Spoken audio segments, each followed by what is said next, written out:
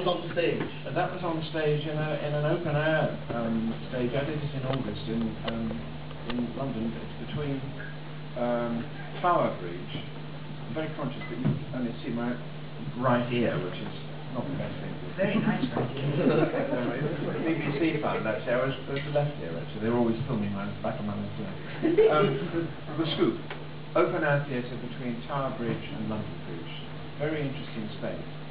And it was a new musical by Phil Wilmot and Joe Fredericks. And we did it as a double bill with Medea. That was heavy. And actually I was ill in the last week. I was coming to the hospital. Not really as a result of the play, but partially. How did they do the monsters in Jason the Argonauts? How did they do the skeletons? One thing I want to know. Well, they just employed a lot of ugly actors like me. Excellent stuff. Let's take a little trip back in time, I think, because I dug out my DVD collection last night, and I dug out the Green Deck, and I dug out the War Games. So, if I may, they were kind of, I mean, I'm just going to carry the order on this now, because I think I believe it's the first of Richard's adventures, but the War Games, the War Machine, I do apologise, the War Machine, I suspect there was a lot of you ready to jump on me at that point for getting that wrong. Thank you, the laughter and affirmation. So, Anneke, can you just tell me a little bit about, back in the day, William Hartnell, the War Machine, how you got involved in that? That was the first story, wasn't it? Yeah. Yeah. Well, you know, so I was asked about this the other day, and they were saying, you know, gosh, that must have been so exciting for you, and getting a part in Doctor Who. And then I go diddly. Yes, it was. And actually, at the time, I had just lost my brother in very, very strange circumstances. And I also had a young family. My son was 1.5, so he was crawling around on the floor. I'd just gone through a tremendous tragedy, and then I get the part in Doctor Who. So, and in a way, this is how it's always been in my life, is that I don't, one thing happens, it's always like 2 or 3 or 4. So when people say, you know, was it amazing, was it exciting, were you concerned about the Daleks? No, I was just doing a job actually, but of course I was thrilled to be in Doctor Who, of course. I was thrilled to be in Doctor Who, but there were other things going on for me as well at the time.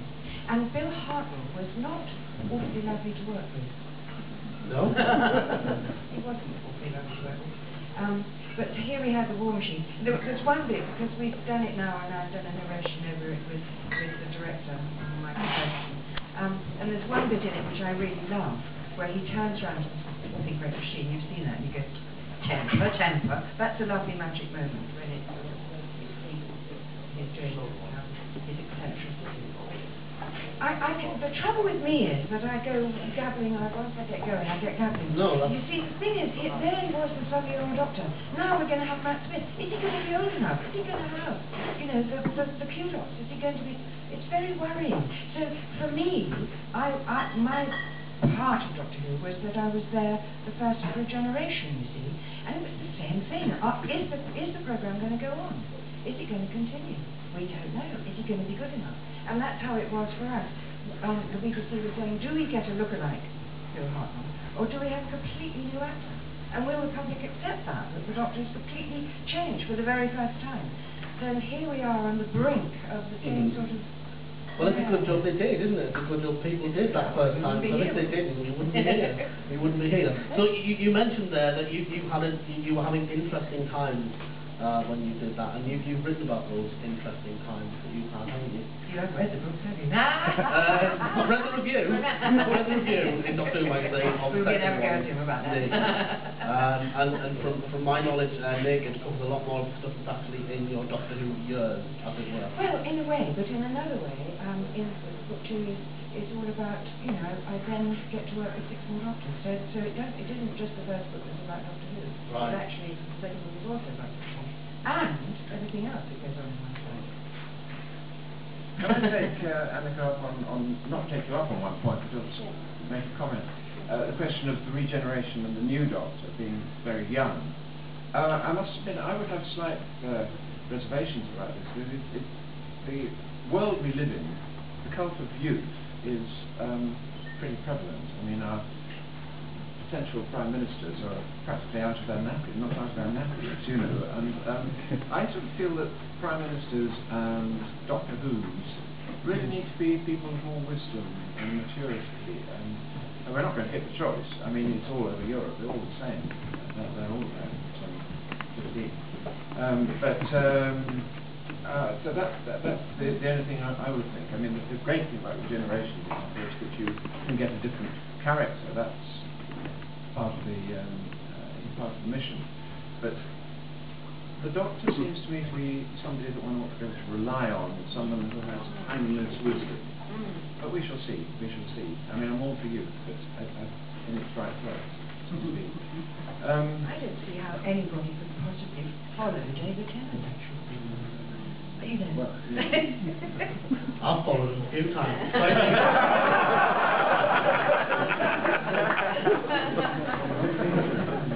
Actually, I'll tell you what's happening is, I just was, can I? Yes, you go, you take my job. Just was in London and I had a little birthday and it was lovely, and it was with my friend Roy Pack. And so I had a little family dinner and the doorbell goes and I thought, I think it's my son. And I go to open the door, it's Sylvester McCoy on the doorstep. And I'm so, it's so strange, it's like two different worlds meeting, that I go, no! Well, I'll go away again. The universe hasn't been torn apart. But so then, talking with Rog, and he said, you'll like this, I'm going to work with Catherine Tate on the Christmas show, and I'm playing the Ghost of Christmas Coming, or the Future. And David Tennant is playing the Ghost of Christmas Past. So that's going to be our Christmas watching. Excellent. Glued to that. Excellent. So I'm just going to pick up on what you've just said there, Richard, because obviously when you were doing Doctor Who with John Pertwee, obviously the times were different, and the kind of Doctor that John Pertwee played did have this kind of authoritative stance that we don't see now, because everything's so fast moving. And I mean, I trust Doctor Who at the minute. If they ever move to BBC Three, I'll not watch it because that's a different matter. But it's beautiful at the minute. But can you just relate a bit more to how it was back when I think it was Terror of the Orphans when you first came into play and we saw you properly? How it was, yes. I mean, I think when I was asked to do Doctor Who, I was very thrilled, as Anneke was as well. But I think I'd be right in saying that certainly I didn't, and we didn't, Katie Manning and those of us who were taking on at the same time. And Anneke, we thought we were doing a television program. We didn't think we were going into a full show. And it was only shortly after we had a couple of the John Pertwee stories that suddenly the whole thing took off. On the age thing, of course, Katie and I were older than the boy and girl in your day, because it was grandfather with two small children, and it was realised when Katie and I came on that it was an older age group. It was sort of a university level, that sort of age group that was interested in Doctor Who. People like yourselves, and so therefore they wanted to have a love interest that was applicable to your age group. That's what we were taking on board. The love interest didn't go very far, for various on and off screen reasons. Katie and I are great friends. It was thought that any friendship that we had might distract from the programme, so that's why it wasn't developed. Yes, so there we go. But this thing about John, of course, and Tom Baker who followed, they were authoritative figures, and Colin as well. But we don't have a respect for authority in this country now. Youth does not respect authority.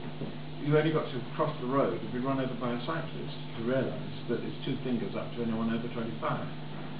And I don't think I've seen that. You do get people these days who walk out into the middle of the road as you're driving towards them, and they'll think that they can probably get away with being hit, and it'll be all right. Well, that won't. It'll be horrible. And if you're in the road and somebody's coming towards you, you wouldn't do that back then, I don't think. But people think they can get away with that now. Yeah. Certainly, if you've been assaulted, try that. It's a different kettle of fish. But yes, you're right. I agree with that. You know what's quite interesting, I think, is that Oh God, I keep going on about books, but it is... It's all right. Books over there. Writing about it. Looking back at the 60s and what happened in the 60s, in a funny way, you see, I think that we're actually responsible for how it's